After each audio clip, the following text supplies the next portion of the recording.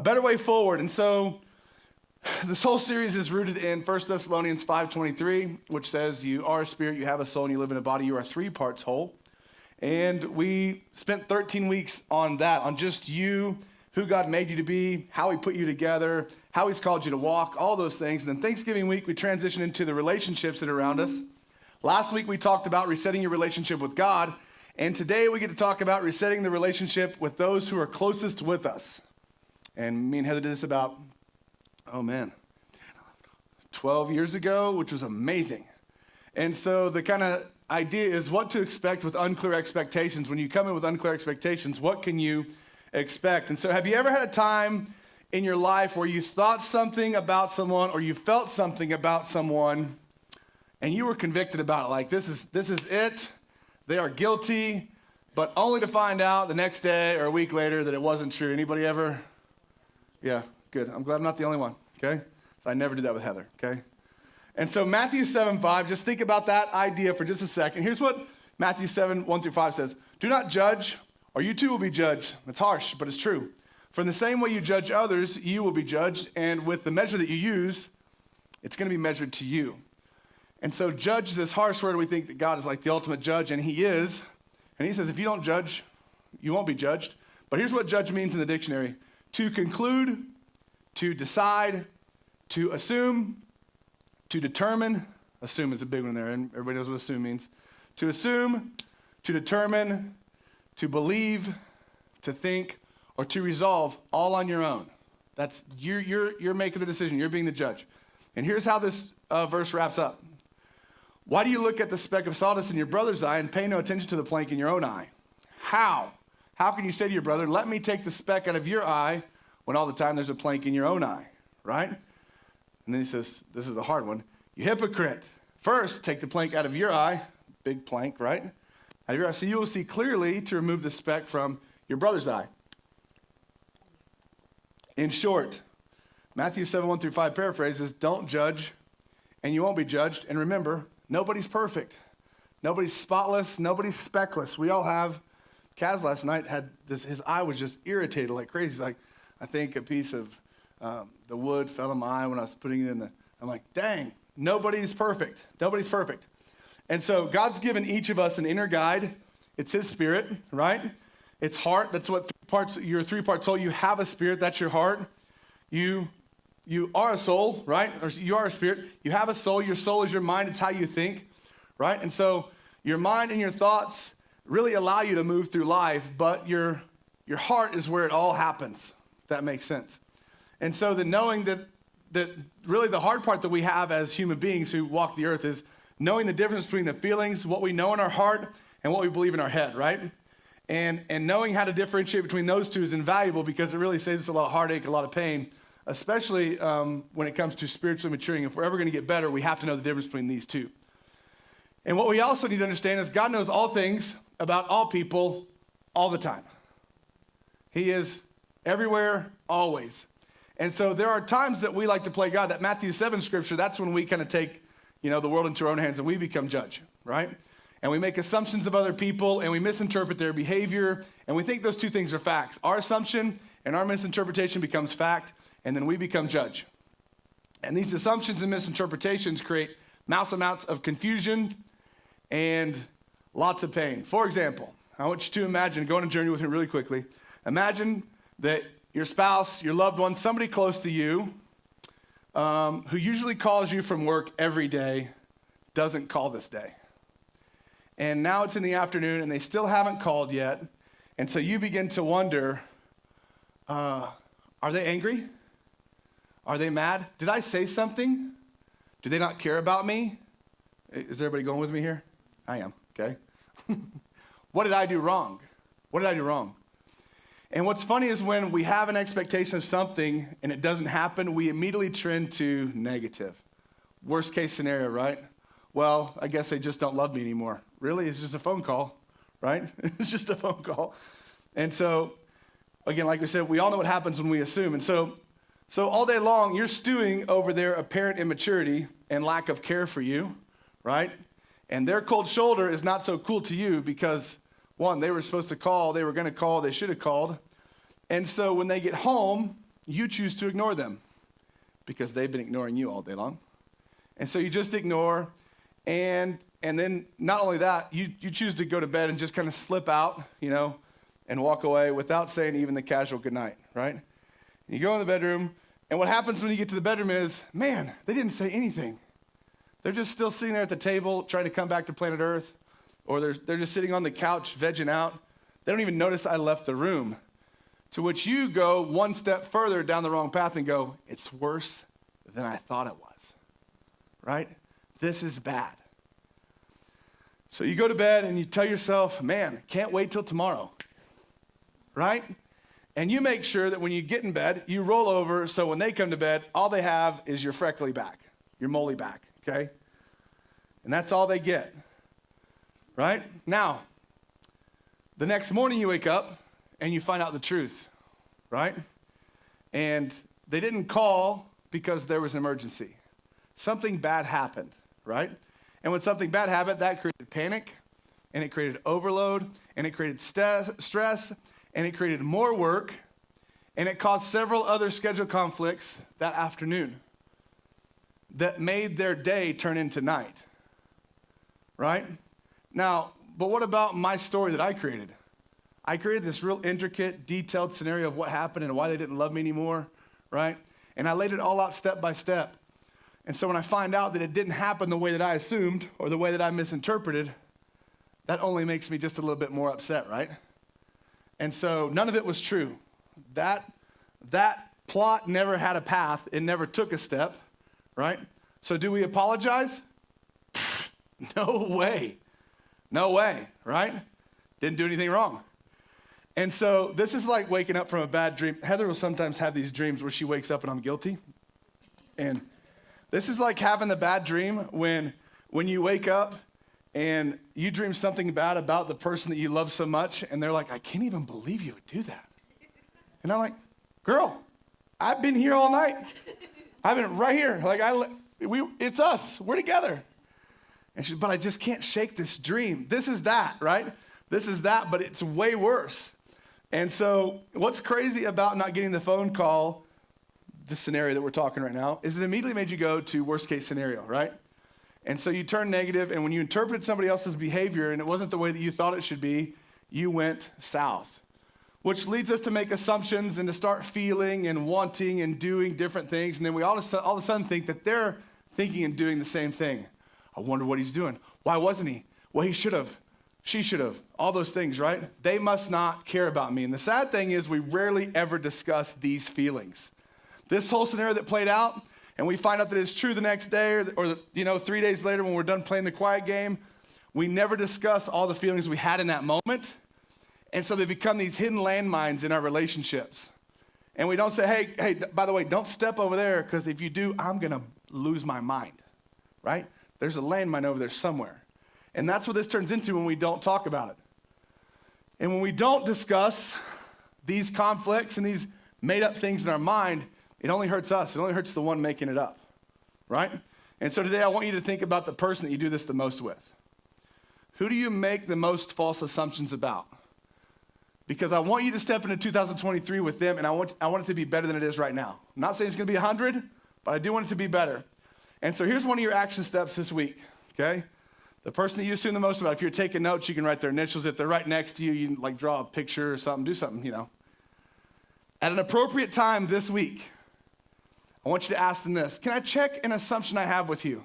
Now, you can laugh and joke about that, but that's real. And you say, oh, Dusty, I'm not using that word because he'll say this or she'll say this. So here's the other thing.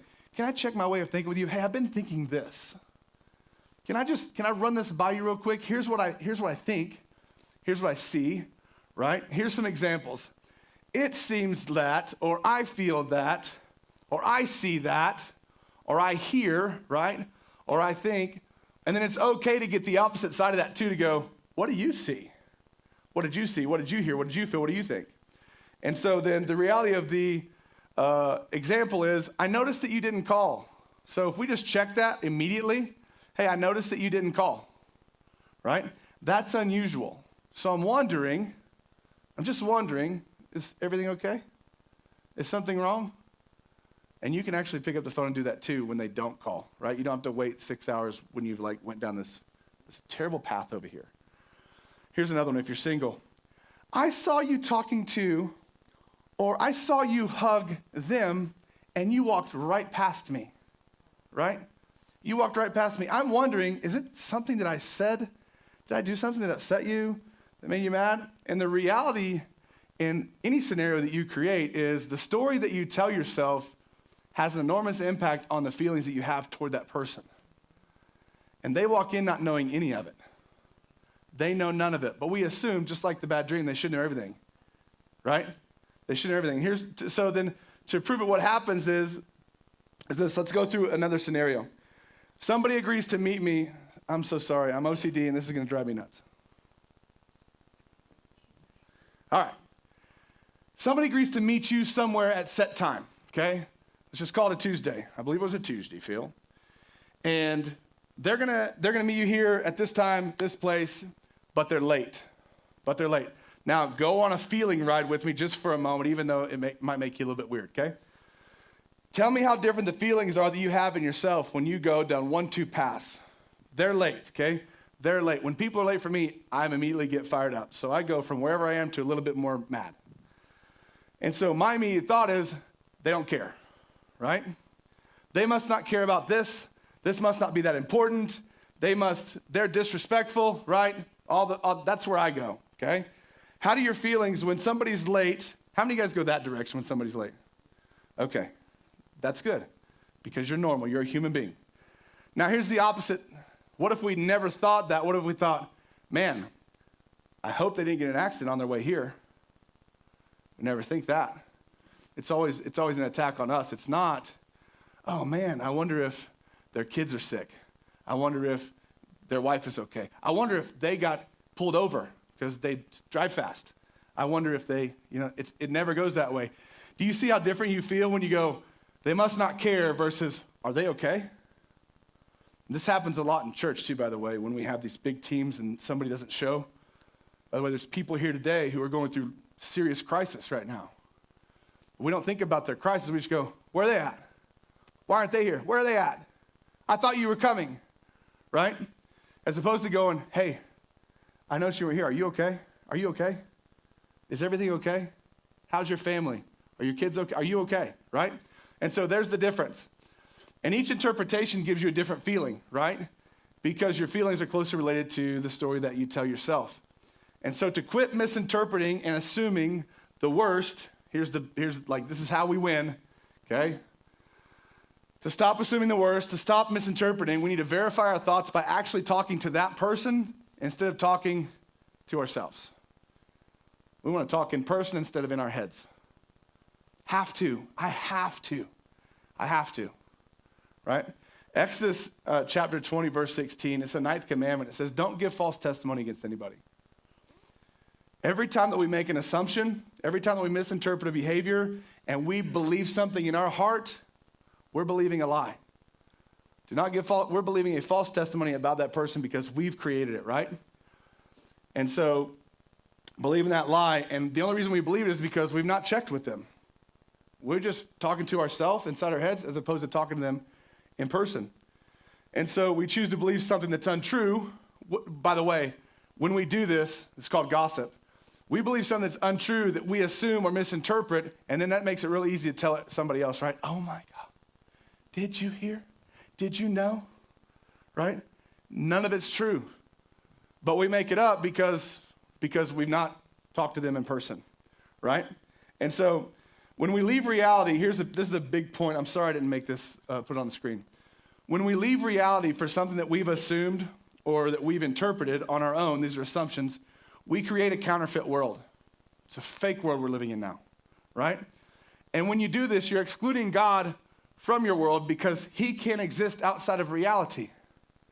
Well, God, I just wish you would help them. Do they even know? God can't even help them in that because they don't know what they did. Because we're just having this counterfeit conversation inside of our foreheads, right? Well, I wish you never, all those are dangerous words right there, right? All those, what are those words called? Absolutes. When you create an absolute in your mind, when I start a conversation with you always or you never, good luck. Good luck. Good luck. Okay? That's one of the rules in our relationship. Rule number 2 is no absolutes. You cannot use an absolute.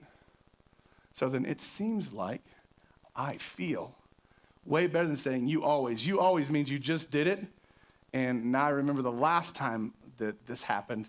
And so because I remember the last time and this time, you always do it. That's false. Always is 100%, and nobody's ever 100% an idiot, right? I mean, maybe. So when you create these things in your head, you're creating a counterfeit world that God cannot exist in because he doesn't exist outside of reality. So then you can't pray, God, help me or help them in some lie that I've created about them in my head. Does that make sense? And so by living in our false interpretation and assumptions, we wreck relationships and we create endless confusion and conflict.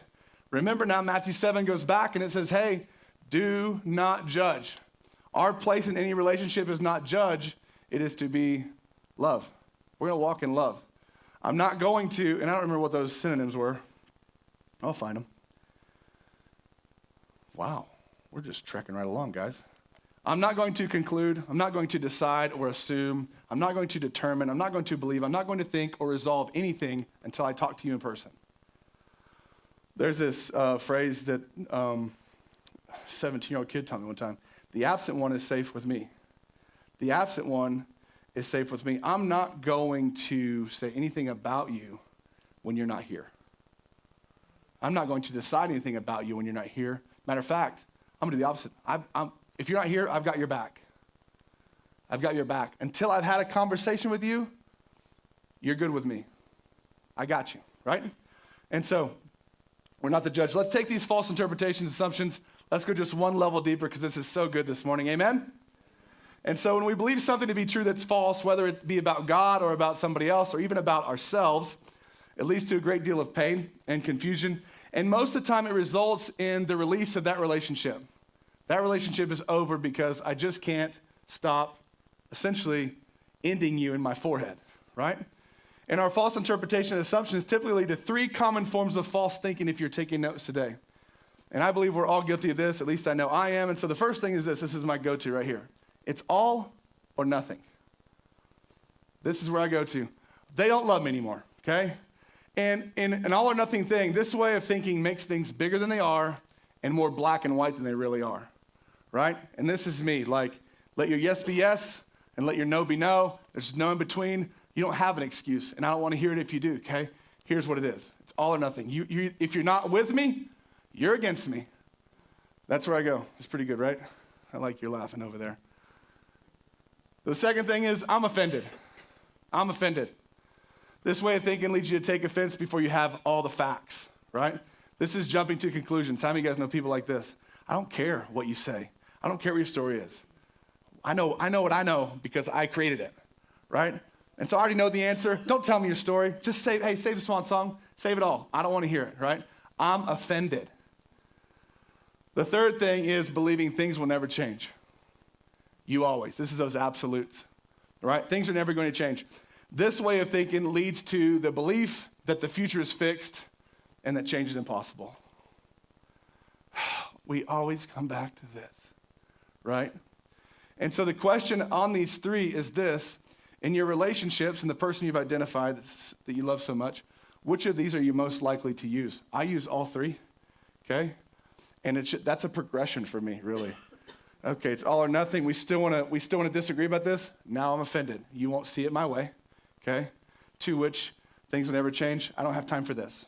That's what I say. That's pretty much how I progress. That is pretty good. You're welcome, okay? Just working on myself today, okay? Exodus 26, remember the 9th commandment says, do not give false testimony against anyone. Against anyone. So then do not make assumptions without confirming, or you're choosing your thought over their truth, which is a false testimony. Right? And so the follow-up question to that is this. We talked about it already, but let's drive it home one more time. In which relationship are you making assumptions that may not be true? And what will you do to clarify that assumption with that person? I don't know. Well, if you don't know, we said it, but we're going to say it again. You're going to ask them, can I check this with you? Seems like, I feel like you don't like me anymore. That's not true. That's how I feel. Don't feel that anymore. Have a conversation, right? And so let's turn this thing up just a little bit.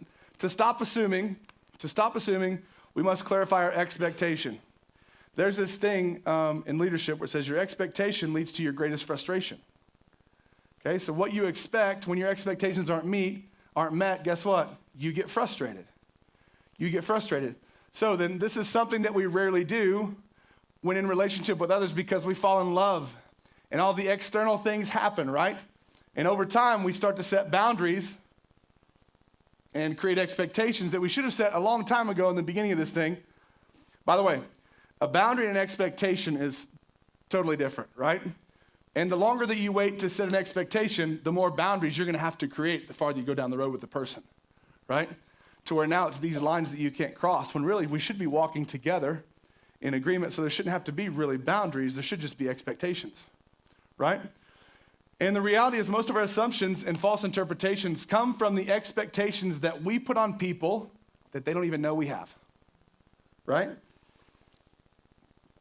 And so they have no clue they exist, so then they kind of walk around like this all the time, just trying to make you mad because we're not sure what it is, but something around this time of day makes him or her upset. So let me just do this, and maybe I won't upset her, right? It's unclear. And so to begin clarifying expectations and to eliminate jumping to conclusions, I want to apply practical truth. And this is all found in Proverbs 18. And so super simple if you're taking notes. Proverbs 18:2 says, a fool takes no pleasure in understanding, but only in expressing their opinion, right? That's that first one. It's right or wrong, right? It's an absolute, this is how it's going to be. Verse 13 says, if one gives an answer before he hears, it is his folly and his shame.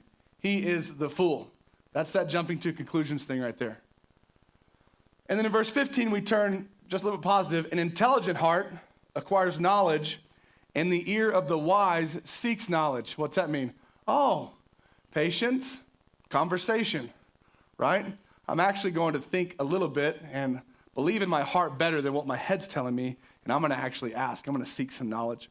And then verse 17 says, the one who states his case first seems right. And that always the truth, and then what happens? Until they get questioned. And when cross-examination comes, their case doesn't seem to hold so much water anymore, right? And so then knowing, here's the practical way of approaching this, right? And one of the best things I do in my relationship with Heather to eliminate the jumping to conclusions or misinterpretations, because guys, I'm all over the map, right? Is this. I set up a daily debrief time with her. And so on my calendar, it says Heather's first 15. That doesn't have to be on there. It's only a reminder throughout the day that she's my girl. And so what that daily debrief is this. It's me coming in and not doing anything until I talk to her. And so, hey, how are you? How was your day? How are the kids? Tell me about the madness and the crazy that's happening in this house, please, right?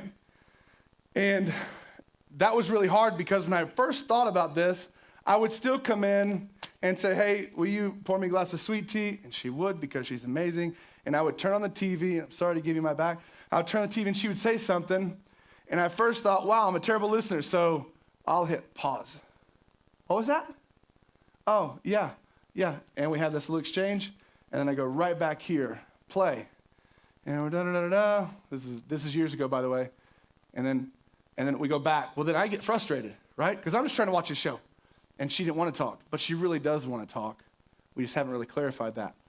And so I realized, wait a second, this is dumb. I don't even know why I'm turning this on.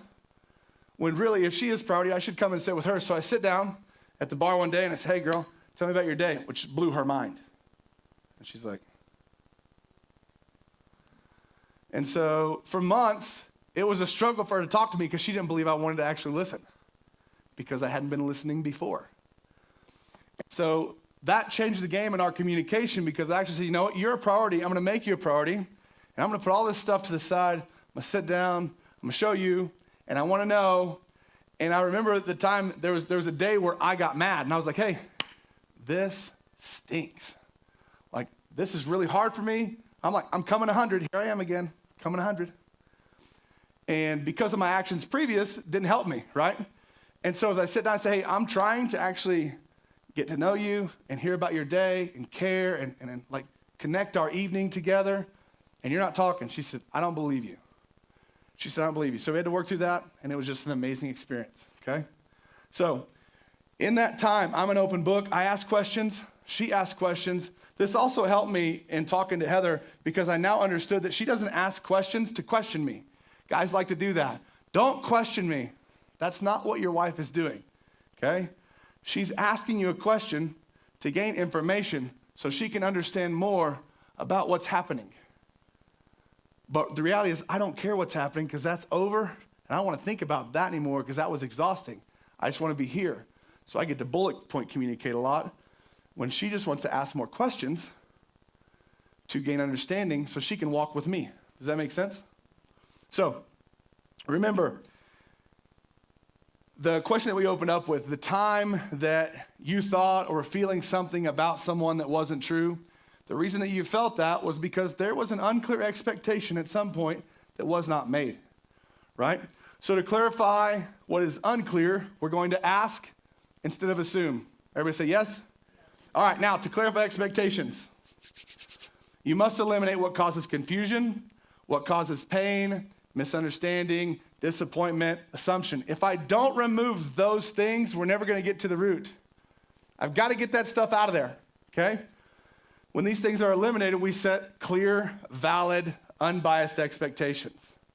Clear, valid, unbiased, when all that stuff is gone. That said, expectations can come from anywhere. Anywhere, right? So then be very careful when you're setting your expectation of the one that you love or those that you love or those that you walk with or do life with closely. Your expectations come from family. They come from TV. Well, that's the way my mom did it, so that's the way. That doesn't mean necessarily that that's the way you have to do it, right? TV, culture, social media, the internet, Macy's sale ad, I don't know. But that's where your expectations come from, right? Unless you've rooted them in the truth, unless you've said, you know what, what's the Bible say about this topic right here? What's this say about that, right? So then, knowing all of that, there can still be issues with your expectations. You have to find the root of the expectation. You have to make sure they know about it. So here's how we're going to do it. The things that cause invalid expectations are this. One, they're unconscious. They're unconscious expectations, right? What's this mean? I have expectations of others that they don't even know about, right? They don't even know about it. And unconscious means this. I don't know that I expect it until I am upset. I didn't even know this was an expectation until you did that, and now I'm mad that you did that, and I expect you not to do that. I'm unconscious of that expectation, right? We don't know about them until we're angry or disappointed. The second one is unrealistic. Unrealistic expectations. These are not reasonable expectations, right? And the reality is, in this unrealistic expectation, this is selfish, and there's only one way to do it, and it's my way. There's not going to be an agreement, okay? The way this is going to happen is exactly the way that I say it's going to happen. That's unrealistic. The third is unspoken. This is having expectations that we are conscious of that may be realistic, but we've just not said them. We just assume you know because of the twinkle in my eye that I gave you when you did that, and you thought that I was going to attack you, and really I'm just upset, right? Unspoken, assuming others can read your mind. Unspoken, here's the thing about the unspokens. These tend to be the ones that we don't share because we want to avoid conflict, right? But they also make what is just a little bitty anthill into a molehill, into a mountain that has a volcano in it, right? Unspoken expectations. And then the fourth one is unagreed. Unagreed. Having expectations of others that they do not agree to. Well, I said, just because you said doesn't mean it's agreed. I said it though. Well, good for you, okay? Or having expectations of us that we don't agree to, right? And so those are the ones that we dance around. These unagreed are the ones we dance around. We actually voice them, and we dance around them, but we never settle on them, right? And so we talk about them every now and again, and it makes us feel good because we actually said it, right? Like, I'm growing, I said something, right? And that gets us through another week or another month until it happens again, and then the anthill and the molehill, it's already there, and the volcano erupts, right? And so what is a valid expectation? You know the types, you know what is fair, right? And here's the thing on expectation. I have great expectations of my kids, right? I expect that they're going to do the dishes. Does that mean they get done? No. I expect that Kaz is going to water the Christmas tree every morning. Does he? No. I expect that Lainey is going to unplug the Christmas lights on the porch every morning because she loves lights. Does she? I thought she loved lights. Not enough to unplug them, right? And so you can have great expectations, but if they're unmet, that's all there are is frustrations, right? And so here's the closing scripture. It's 1 Thessalonians 5, 14 through 18. Here's what it says. I urge you, brothers and sisters, warn those who are idle and disruptive. Encourage the disheartened. Help the weak. Help the weak. Be patient with everyone. Don't want to do that. Be patient with everyone. Make sure that nobody pays back wrong for wrong. This is big. But always strive to do what is good for each other and for everyone else. Why? Because we should rejoice always, pray continually, and give thanks in every circumstance because this is God's will for my life. So if you're taking notes, here's what makes a valid expectation or an expectation valid. There are 4 points. The first one is they're conscious. If you've been taking notes, just go right next to the unconscious and write conscious. I'm aware, and you're aware, and they're aware, and we're all aware of the expectation or my expectation. Ooh, this is good. This can be valid, okay? The fourth thing is it's realistic. It's realistic. There's evidence to support the expectation is reasonable, that it's not one-sided, this just isn't my way, right? By the way, clarity and justification on this is this. Either the way it can be realistic is because it's been done in the past, or they've showed the capacity to do it, or the willingness to do it. That makes it realistic. Otherwise, they are numb, blind, and oblivious to it. So we have to make it realistic. We have to meet halfway, right? The third thing is it's spoken. I've actually said it. I, you, they have expressed the expectation very clearly, and it is understood by all. And the last one, it's agreed. We've agreed on this. And we've agreed by saying yes, not just by vocalizing it. We agree by saying yes. And it's not the one expecting the expectation going, yes. That's not going to win you anything. Nothing, okay? So these 4, this is how you create valid expectations in your relationships so that you can walk in agreement with full understanding. When these are present, you don't have the constant distraction and disagreement and conflict when these are present, right? That's easier said than done, by the way, because it's a process. Remember this as we wrap this thing up. An expectation is only valid when it is mutually agreed upon.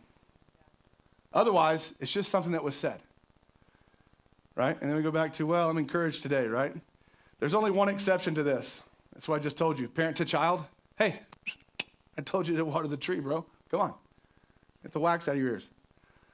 Parent to child, employer to employee, right? There's contracts, there's negotiations that we go through. And then our marriage vows. Our marriage vows, what we vowed to each other, right? The biggest question that we have is this. What do I do if someone cannot meet my expectation? What do I do if someone cannot meet my expectation? First thing you do, ask yourself, am I aware of this expectation? Am I conscious of this? Is it realistic, right? Have I shared this with them? You've wrote all this down already. And have they had the opportunity to agree? Have I actually given them an opportunity to walk with me in this, right? If you can answer all of those questions and the opportunity has presented itself to them and they refuse to walk with you, then you know what to do. Bye. That stinks, but that's true, right?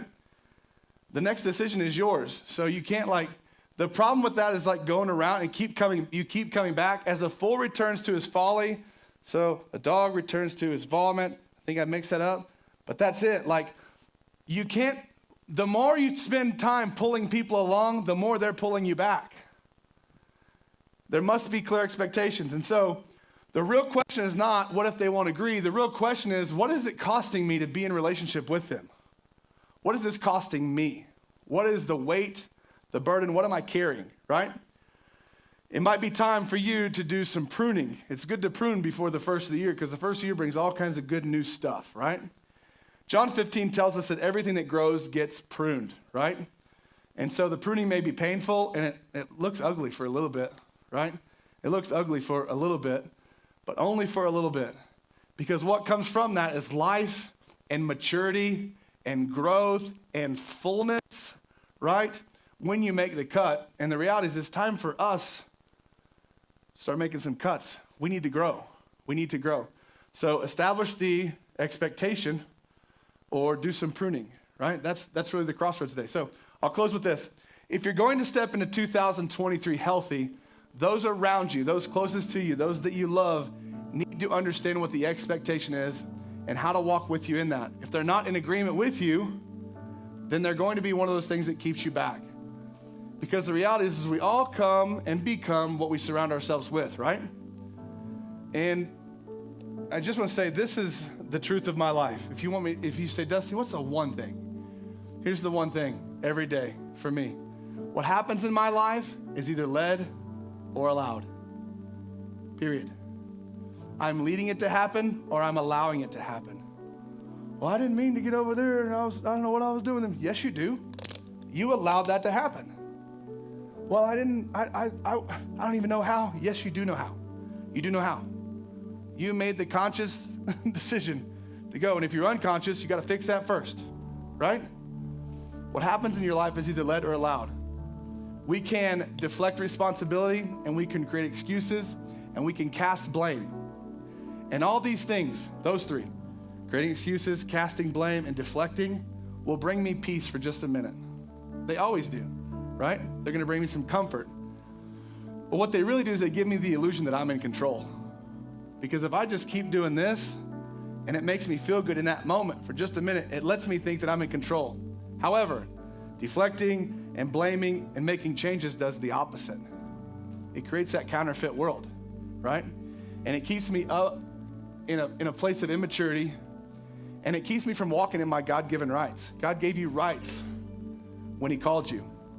God gives you the freedom to make decisions, to create expectations, yes, to set boundaries, to think for yourselves, to interact with the world. You have all of that. If not, you'd be a robot, and it would just suck. It just would, okay? We need to take responsibility for that, right? For what God's given us, we take responsibility for as opposed to playing defense all the time. That gets exhausting, right? If we shift it everywhere else, we never own it, right? So we need to own the responsibility that God's given us, and we need to lead our lives. And so you're never going to change someone else. Don't think, well, there's a third option, Dusty. I can just change them. That's false. That's false. You're not going to change anybody. But you can change you. You can change you. Through the grace of God, whether it be pruning or deciding or believing, you can change you. So then, do not blame or excuse or assume anything. Lead your life and those around you in 2023 so that you can have your best year yet. Because it's who you know. We reset with God last week. Let's reset with those around us in the next 2 weeks. You say, hey, this is a lot. I need to process. Maybe I'll do this next week. That's fine. Before the clock strikes 12 on December 31st, get these expectations set so you can walk into 2023 with healthy people around you. Amen? Here's your action step. We've said it about 73 times. Clarify and validate your expectations. Sit down this week with the meaningful relationships around you and share your heart. What do you mean share your heart? Say, hey, I'd like to clarify something. Could I get some clarity on this? I wonder if, hey, are you willing to? Now don't open with these. This is where you're getting to, right? Can we agree? Hey, can we agree on this? There's just one thing that's been really getting me. Could you help me understand that? Right? Why? So you can walk agreed in 2023. That's been the last 15 weeks of church. It's been incredible. Because why? So you can walk agreed in 2023. Amos 3:3 says, unless two people be agreed, they cannot walk together. We want to walk together with those who agree with